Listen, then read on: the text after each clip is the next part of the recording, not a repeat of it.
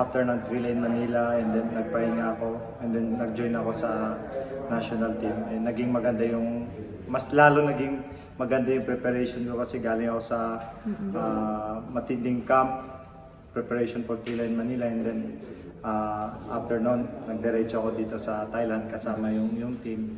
So ayan, medyo may mga adjustment po kami na ginawa dahil sa pro, medyo long distance po yung laban.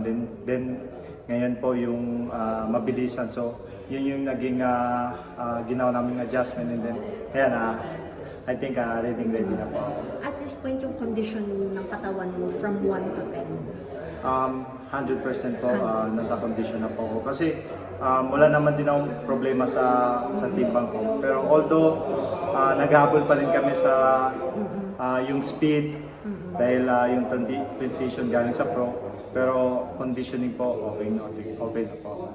Kanina physically, ngayon naman mentally para sa'yo? Siyempre iba Um, pa rin, nasa ibang amateur na to hindi siya pro.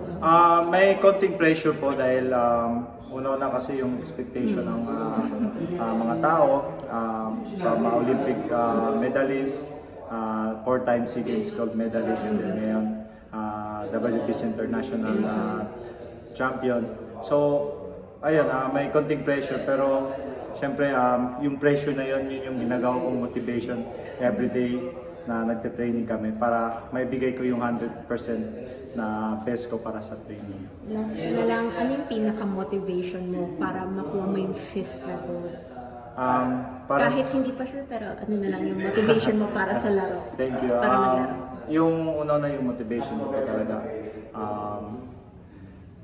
Despite na maraming nangyari, mga challenges sa buhay ko, sa sports, sa personal life, nandito pa rin ako, patuloy nagre-represent sa bansa natin.